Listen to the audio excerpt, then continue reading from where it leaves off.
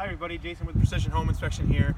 We got up here on the roof today, we're inspecting it, and I just wanted to show you some things that we found and some things that we're going to call out to have a roofer come and take a look at and decide on what to do with this roof. A lot of issues up here, so we figured it's a great roof to go over a couple of things. So first off, right here where we're standing, if you can see this right here, we got some really good movement in this sheeting right here. So a couple of reasons what may be doing this basically is either improper fastening of the sheething down to the rafters, or a lot of times if you get a lot of heat, if there's improper ventilation, that heat in the attic will raise and lower and loosen those nails in there. So that's one issue. We have that multiple areas around this roof.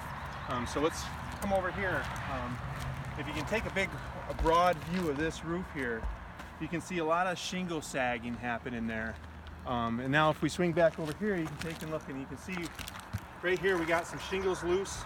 And I can actually pick up this whole side right here. So what that tells me when I see this like this is a couple of different things. Number one, they're not sealing themselves down to each layer isn't sealing each other down. Also, probably with this, there's an incorrect number of fasteners, or they drove the fasteners too deep or not deep enough. And then what that's doing is that's allowing those shingles to come loose and start to slide down. Again, as you can see all the way out through there, there are a lot of different shingles loose and down.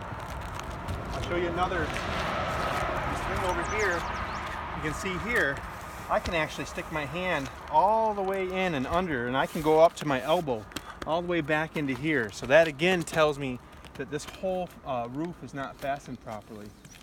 Let's talk about flashing while we're right here. If you look at this here, where we have a roof meeting the side of the home, what's required is to have the proper step flashing that's underneath each of these shingles and up behind this J channel and this siding.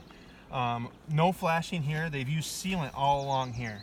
The problem when you use sealant like this is that will dry, shrink, and crack, or create little valleys or avenues for that moisture to get in there, and eventually, if you're not up here and diligently maintaining this sealant, it'll start to leak. You can see over here on this side, no J channel. They just tarred and caulked, and you can see right there it's already loose right there. So again, allowing where moisture can get through there.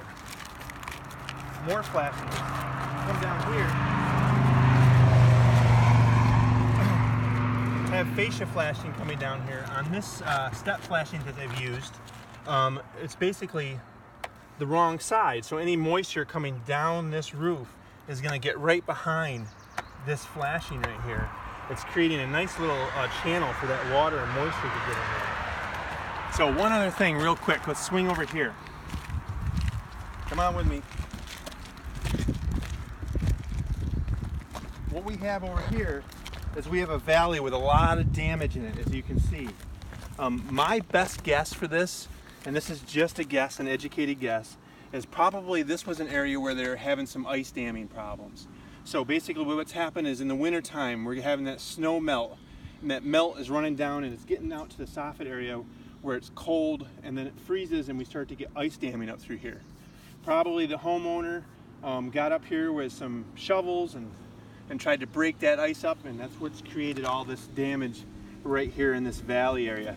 Now that's just a guess. I don't know why anybody else would damage it like that, you know, and I doubt that they would install it like that. Another thing, usually when you see with valleys like this, what you want to see is, you know, the steeper roof like this is done correctly, where the steeper roof runs over the lower pitch roof. But typically you'd like to see this cut back about 2 inches up from the valley, so it doesn't create that seam down through there, and that runoff is onto the valley instead of into the shingles themselves. So that's typically what you'd like to see. But I wanted to show you some few things about this roof. A lot of things to look at. There's some more things, but that's about all we have time for today. Again, this is Jason with Precision Home Inspection. If you have any other questions, please visit our website at precisioninspect.com. Thanks, have a great day.